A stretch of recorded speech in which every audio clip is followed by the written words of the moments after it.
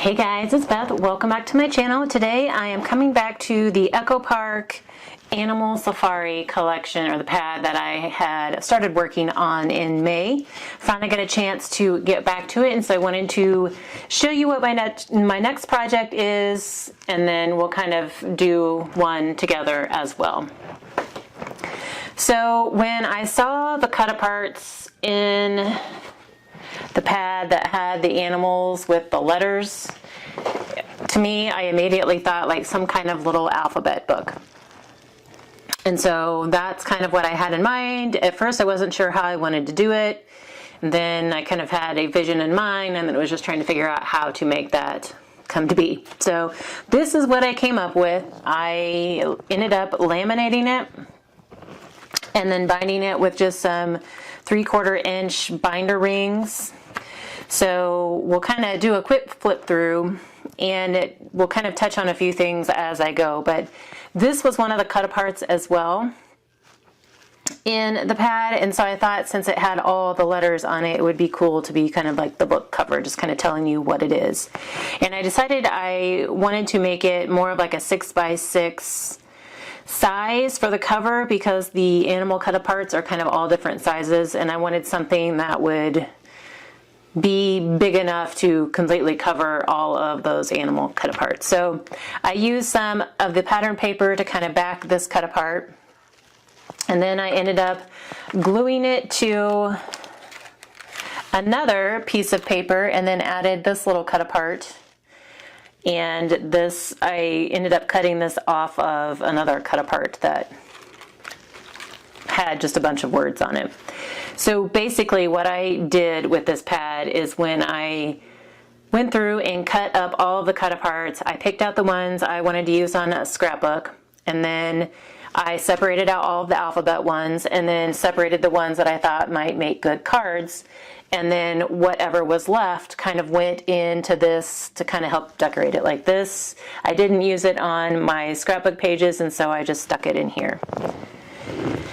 And then we have all of the little letter pages, and I have backed them all with pattern paper from the pad as well, just to kind of give something fun on the back side to look at, and it just gives the pages a little more stability. And so these are all laminated as well. Here's just another one of those Cutaparts I wasn't sure what to do with, and I backed it with this one. This was a 4x4, and this one was only a 3x4, so I ended up adding some paper strips on either side to even that out.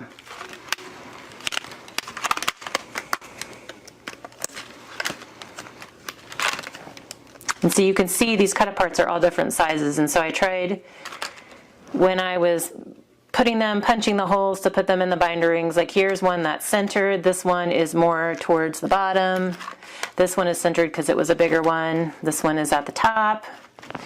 I'm pretty sure that whenever I was little and had an alphabet book with animals, narwhal was not one of them. I honestly don't think I ever heard of a narwhal until I had my own kids. I don't know. Is there anybody else that didn't know what a narwhal was until like the last 10 years? So then here's another one of those Cutaparts that didn't really know what to do with.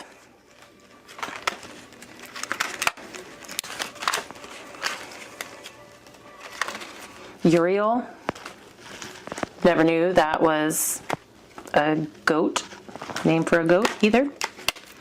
So learned something in this one. And then this X-ray fish, when I was laminating them, this one slipped, and so I didn't get enough room on this side left to punch my holes, so I kind of turned it to the side and punched the holes there, but oh well. And then that's the last one, and I backed the zebra on another Cutapart. And then here's another one of those 4x6 Cutaparts that I just backed on a 6x6 piece of paper, and glued another piece of paper to the back of it. So really every page in here has 2 pages back to back, just to give interest on the other side and to help with some stability. And then I just tied some fun little ribbons here on the end. So that is the book that I made. And I need to fire up my laminator here, and we will go through and make one together. The first thing I did, well actually whenever I was doing that first book, I went ahead and cut everything for the second book. So my pieces are all cut and kind of laid out how they're gonna go. Like here's one that's gonna go on the back of that. So I will come back here in a second and we will start gluing these together, and just to kind of show you that a little bit of that process, and then we'll go from there. Okay, so what I'm using now, I'm going to use my art glitter glue just because I think it's going to be quicker to get these adhered, and I know it will hold well. And then I also have a bone folder and then some scissors in case I need to do any smoothing and trimming. So we're going to start with this first one. Again, this was a 4x4 cut apart, and then this is just a 6x6 piece of paper that I had cut down.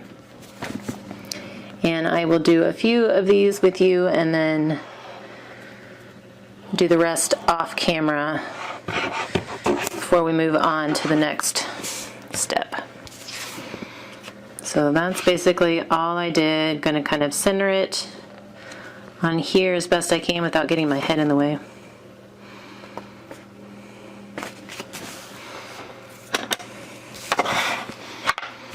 And then I've been using my bone folder just to kind of smooth it out, since it is a large surface that is getting glued.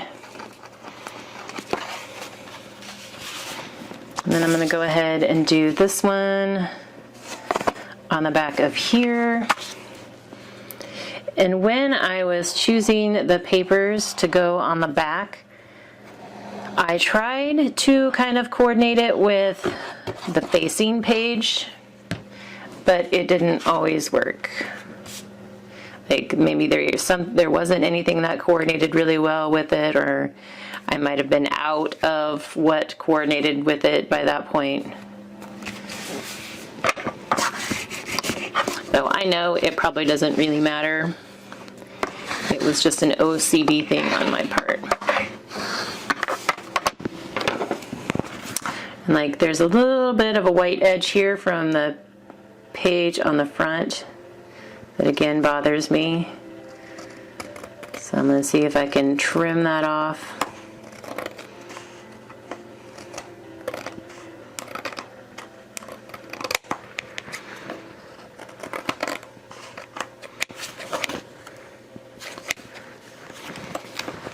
Get a little bit at the top too.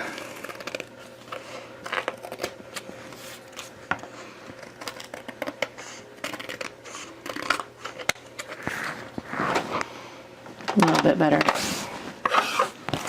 Okay, so then I can go ahead and put these pieces on here.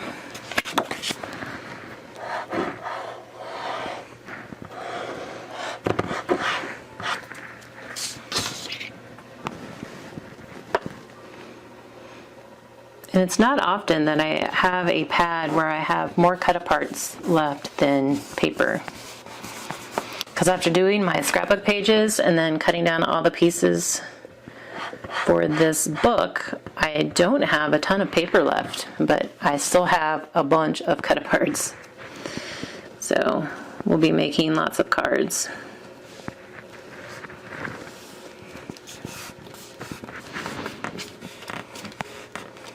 Okay, so there's the first page, and I'll do one more with you, and then I will do the rest off camera. So here is the alligator, and then I picked this for the back side, just because the kind of coordinated color-wise with the bear. And as you can see, this piece is not quite as wide as the alligator, and it's a little longer, and that's fine. We'll just trim it down once I get them glued together.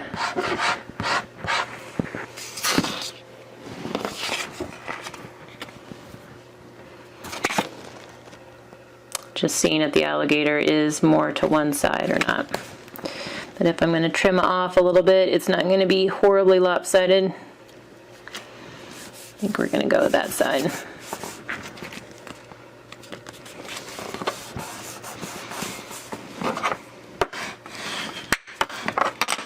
Okay, so I'm going to trim off, I'll go with these little scissors. Trim off the overhang on this end here, and then I'm going to have an overhang at the top from the back piece. And I am just going to continue on with that for the rest of my pile.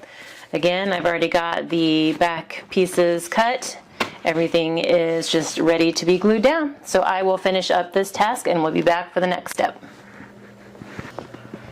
Okay, so I have finished cutting or gluing and trimming up all of my page pieces, and I have my laminator heated up, and this is Scotch TL901, and I've had it, I got it a while ago, but I do believe I got it off Amazon, so if I can find it on Amazon I will link it below. But it's a great little laminator. It was very reasonably priced. I want to say it was under 20 bucks when I bought it. I think it was on like a sale, but it works great, and you can adjust the size of the laminating that you put through.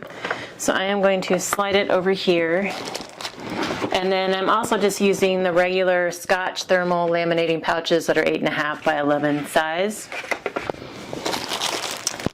And this is the hardest part, just from the fact that, sorry, get rid of that noise, that I struggle with keeping everything, like loose pieces like this, straight when I'm laminating. And I've been trying to fit as many pieces into each pouch as I can, just to cut down on cost. But I've also, when I put them in, I try to leave about an inch over here to this side, because that's where I punch my holes for my binding. Let's see. I usually try to do ones that are similar in size, but nothing is quite this size. The elephant is pretty close. So I can go closer together on this part, but I just want to, again, keep at least an inch over.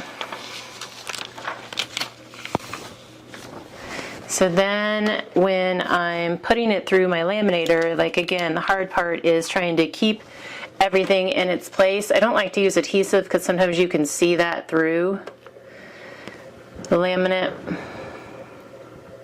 So I'm just holding on to it, that top part, until it gets onto the tray and has something behind it.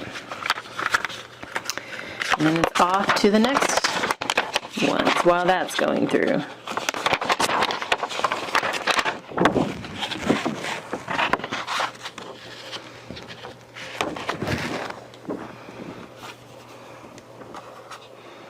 Good, those are about the same size.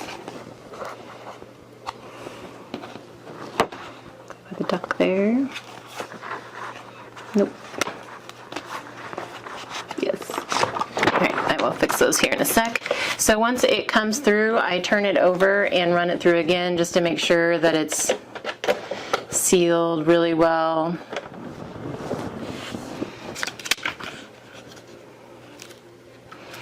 And see, in here I'm trying to arrange things so that I'm maximizing my use of the pouch, but that I have enough room to the left of everything for my 1-inch margin.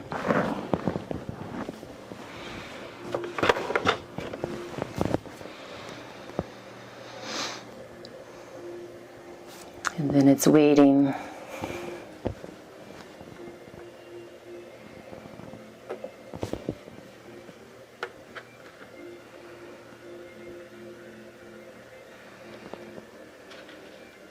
So basically I'm going to repeat this several times. Like now this one is done and I can set it aside and let it cool.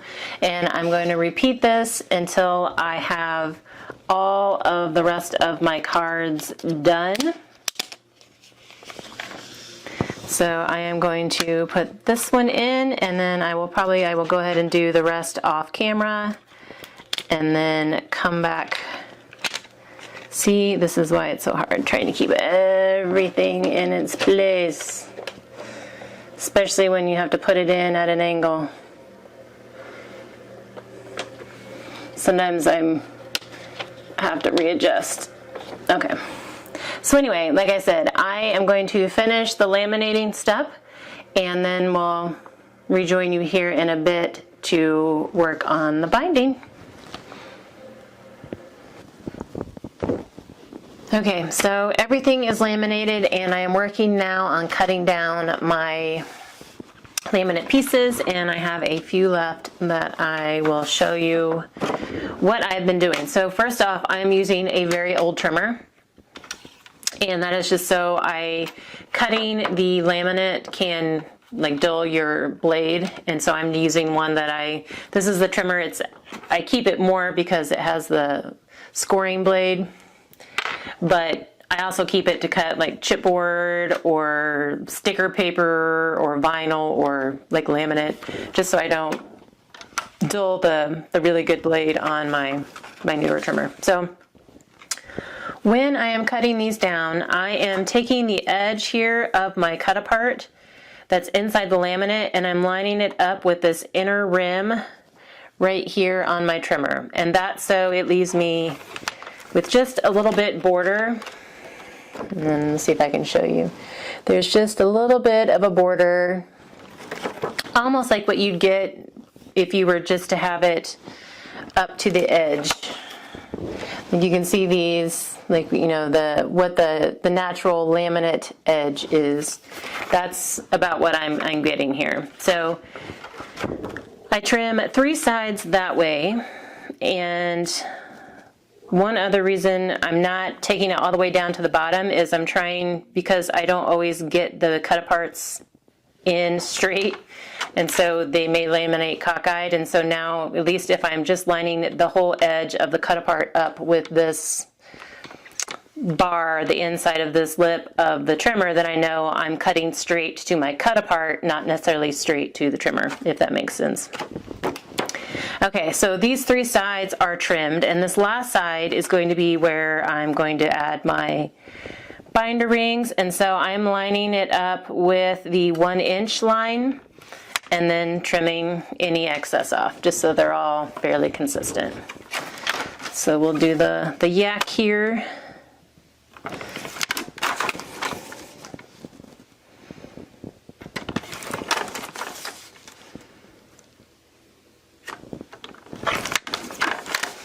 And then make sure he's got at least 1 inch, and he's got a lot.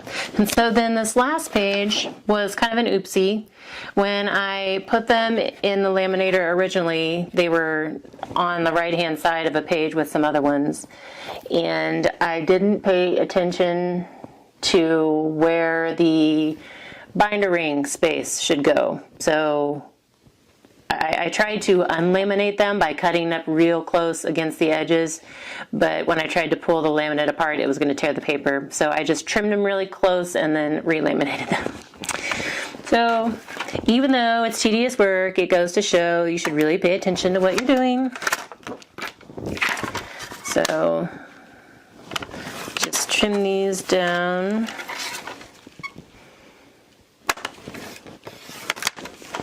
And, you know, just something to think about. One thing I will do just to kind of make more use of laminate, if I have a lot of empty space like this, since it's like double ply now, since it's been laminated, I will save this, and this would make a great window piece, clear window piece for a shaker element.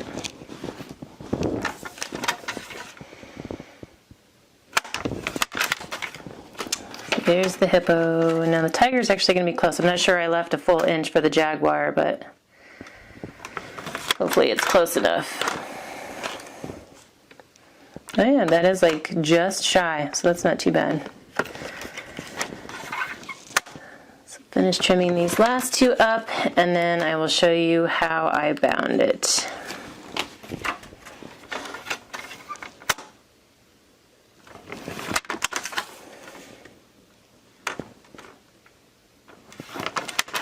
Okay, trimming is done, pieces are cut. Are there any other big pieces that I want to save? That one might work. Okay.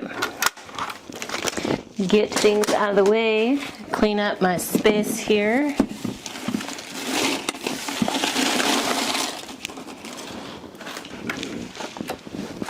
So what I did on my last one was I took my 2 cover pieces, since they were the biggest and I know they were about 6 inches.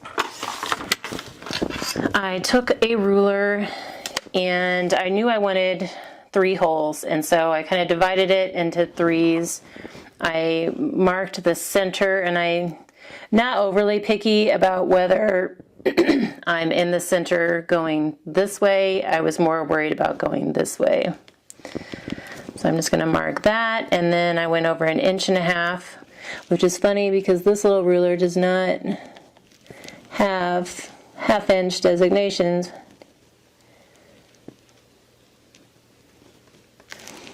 So that one, I might have been close on that one. Anyway, close enough.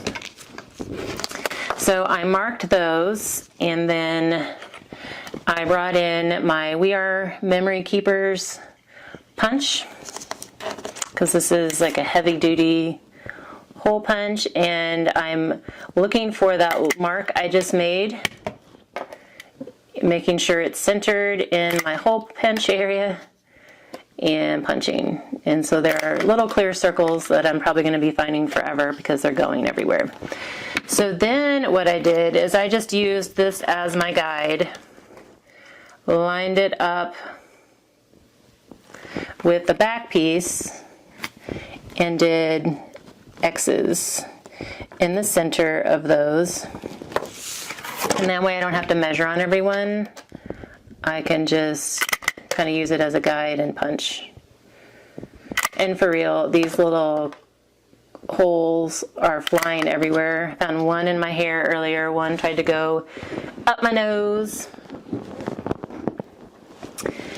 And let's see. So then I kind of used, I guess I can use either one, but I just picked one to use as a guide. And then I need to alphabetize here,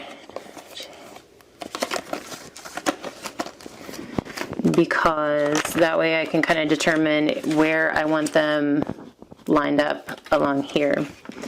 And while I'm doing this, trying to see if I can alphabetize and talk at the same time, I just wanted to touch on why I chose laminate instead of chipboard. I thought about chipboard, and that might have been quicker and easier, but I was thinking from the standpoint of a baby. I don't know if a baby would end up with this book. I don't know what I'm going to do with these books just yet, but if it were to end up with a baby, babies like to chew and suck on things, and even if I used heavy-duty chipboard, there's a chance that if it got wet, it was going to start to like break up, and I didn't want the paper to separate from it. And so that's kind of why I went with laminate, because then it at least would have some like protection from moisture. Not that it's totally waterproof, but it would protect, the laminate would protect the paper a little bit more. The only thing that I'm worried about with laminate is, you know, maybe the sharpness of the edges, and, you know, if a baby, they might poke themselves. So I did, on the first one, I rounded the cover, but I didn't necessarily round all of the individual pages. Let's see, LMNOPQRST.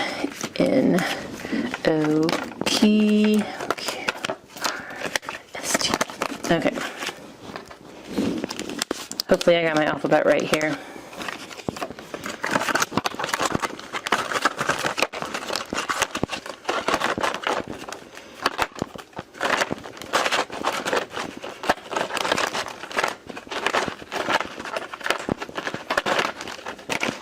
Yes, I did. Okay. Oh, and then I wanted to put these, kind of work these in partway through.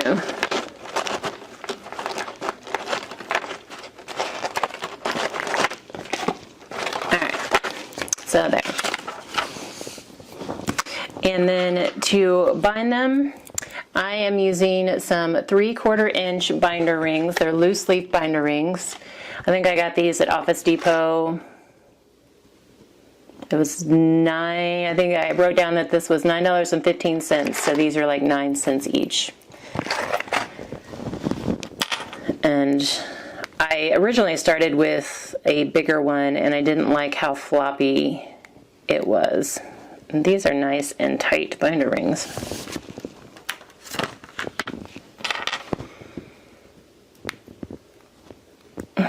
Goodness gracious.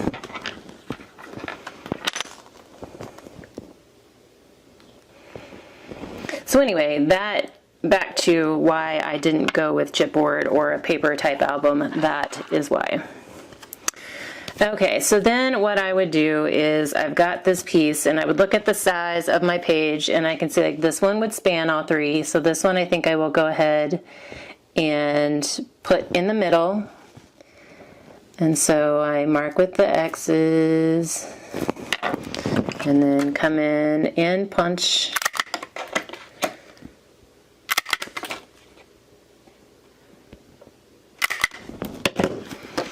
And then I go ahead and put them on.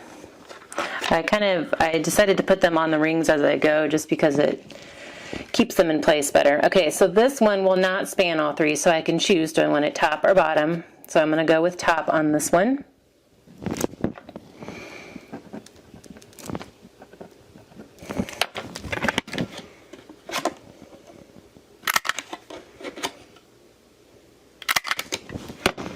And there we go.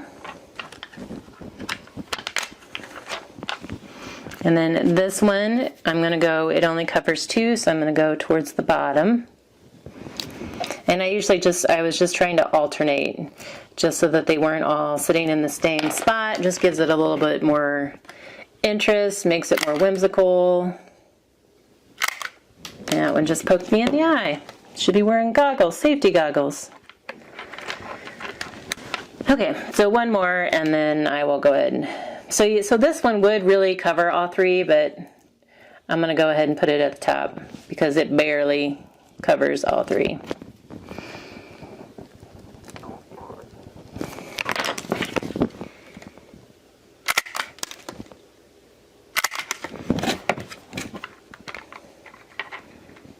Okay, so that is this process. Let me finish up these and we will come back for the last step. Okay, holes are punched. I've got most of them on my thing already. There are these little clear circles with X's on them everywhere. So I'm going to finish adding my pages here.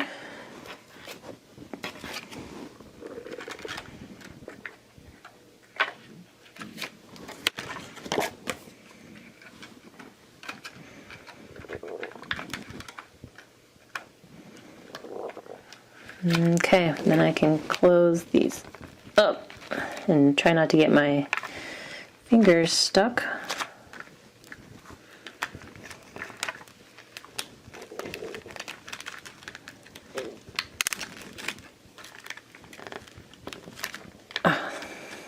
Keep getting my fingers stuck in there. Okay. So there's our book. That is how I made it. Very easy. A little tedious at times, but super simple to put together. So the last thing I'm going to do is I didn't have a lot of great ribbon for this. I was really hoping I had some animal print ribbon, but I'm not really a big animal print person, so didn't have any of that in my stash. So I went through my ribbon and tried to pick out a couple of solids, like a red and a white, and then a couple of fun prints that I could just tie on to the ends of my rings here. So that is what we're going to do. Just tie them in little knots. And there's no rhyme or reason.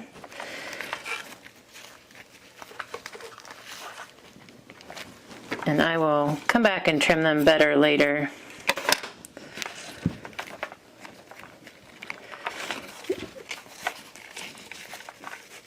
I tried not to overload since these are the small binder rings, I didn't want to overload them with ribbon so that it would be hard to open and close. And one reason I chose this white and this particular red were because it's like a silky, satiny ribbon, and so it's soft and easier to tie, because the other printed ribbons I chose are really stiff. So it's harder to tie the little knots with.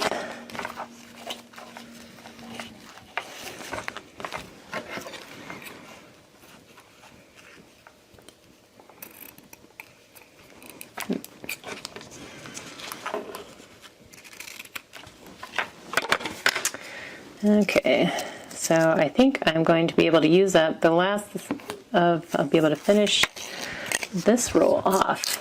Yay!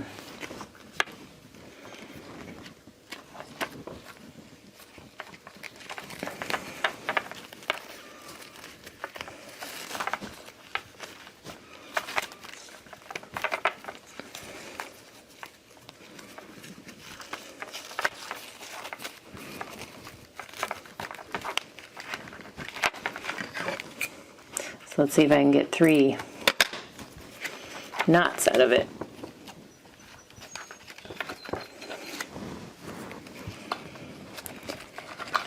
So what are some other things that you could do with these cut-aparts? You could easily make an album.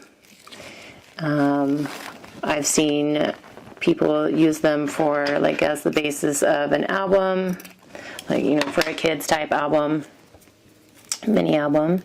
You could have just used the paper as is, treated it just like a normal pattern paper, cut it down to, you know, make a card mat or something. You could have fussy cut out the animals and just use them as embellishments. You could just put them on cards, like as the cut apart, just put the whole cut apart on a card.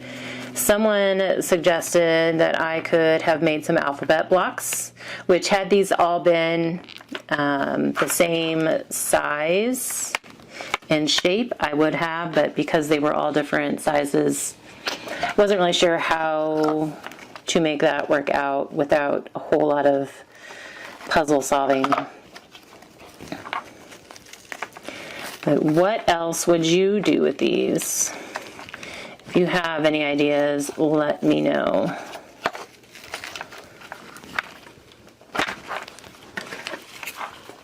Tying on my final ribbons here, and then this book is done. And I really have no idea what I'm going to do with these books.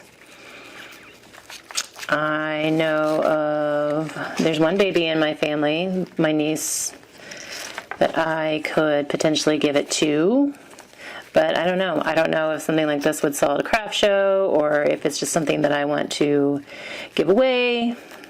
I haven't decided yet, but I just thought it would be a fun way to use those cut aparts and something different that I hadn't done.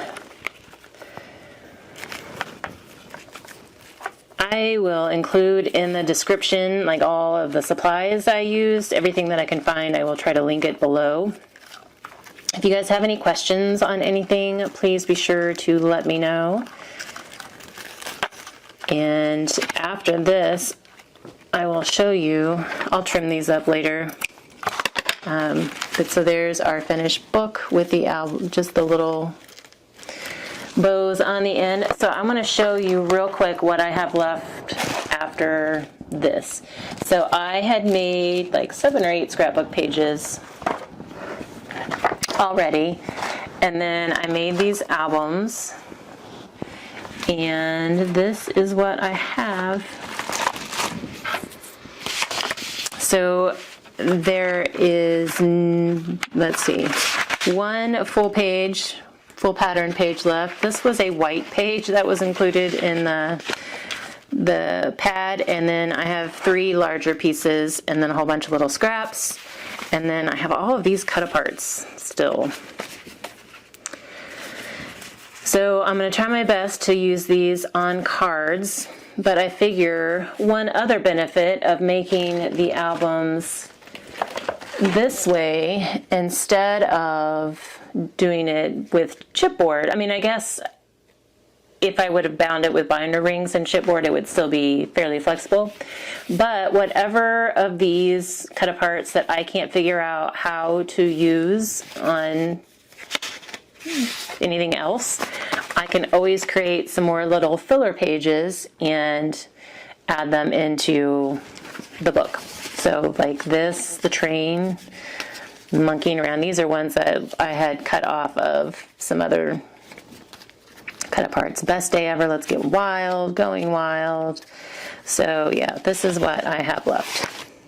So like I said, my next step is some cards, which hopefully I can get through a little faster than, I just had other stuff going on. I could never get back to, I had got most of that first book done and then couldn't get to it for a while. So hopefully I can get back to this soon and we can get this pad finished up for you guys. So again, let me know if you have any questions. I hope you guys enjoyed this project and got some inspiration or ideas from it.